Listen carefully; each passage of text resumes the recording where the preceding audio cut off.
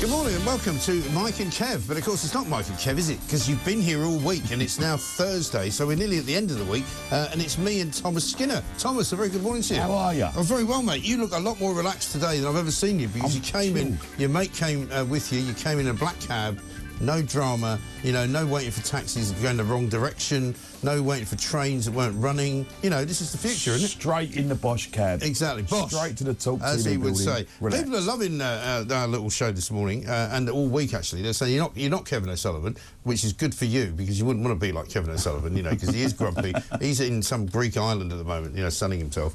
But he can't stay away. He sends his best. He says, yeah, Tom's doing a good job in for me. So I've got his job now then? Well, you might have. It depends how much you want to charge us. I mean, if you charge us less than him, you're in.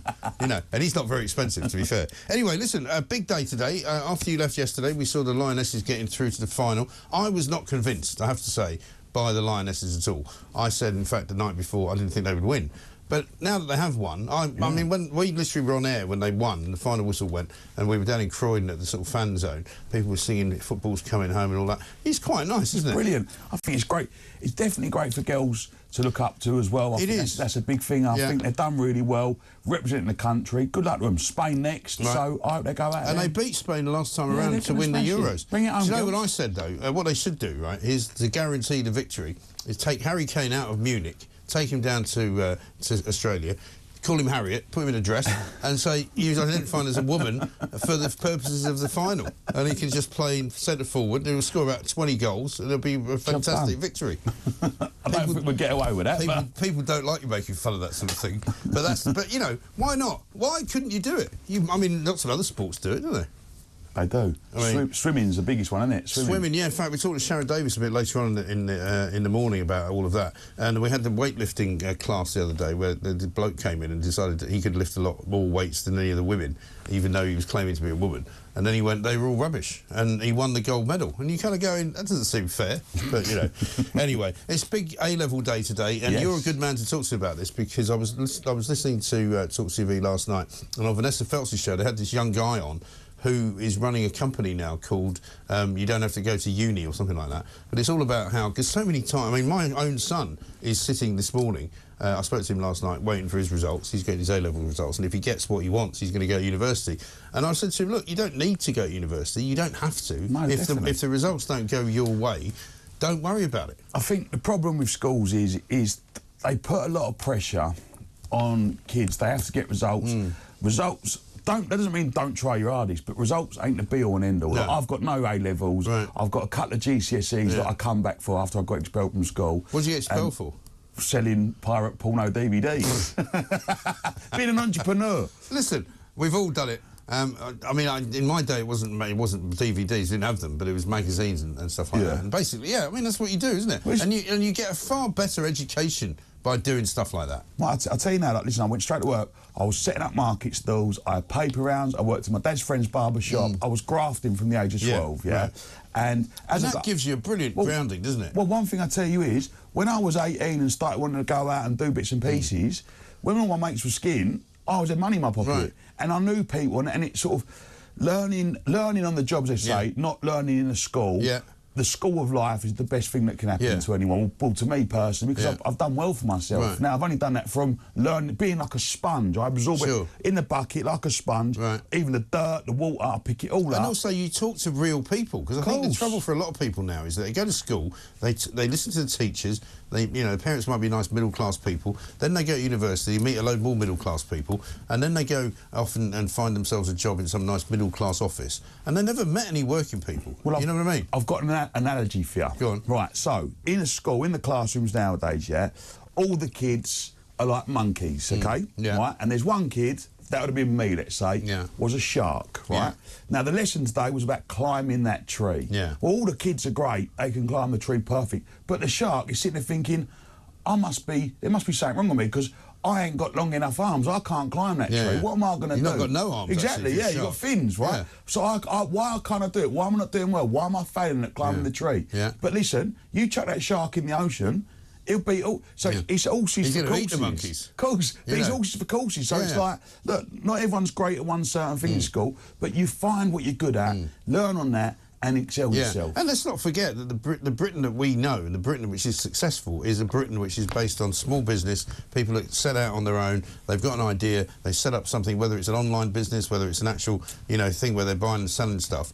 But that's what most people in this country do. Small business is the backbone of the UK. It really is. I've said it a million times. They pay for all the taxes, the NHS, the roads. I was the same. When I was 16 and I started sort of going out and stuff like that, I was working, I think I told you, in this bakery. Yeah. And because we used to sell, you know, cakes to all the restaurants, and this was in Hampstead, I could walk into any restaurant in Hampstead at the age of 16 and get a table like that. You know, I'd go out. I was the first girl I went out with was taller than me, actually. And everyone was like, "Is that your sister?" I'm like, "No, it's not. That's very harsh.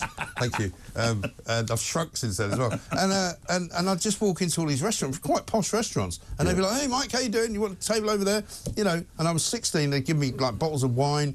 I felt like the king of Hampstead, and I was literally a teenager, and it was brilliant, you know. And you don't get that unless you start doing those kind of jobs and you work in the restaurant business, which is very hard, and it really teaches you a lot. Meeting people from all over the world, as I said, you know, and it was fantastic. Brilliant. It gave me a real grounding. You know, I've always felt like I'm in touch with ordinary people because I talk to ordinary people, always have, and always have, you know.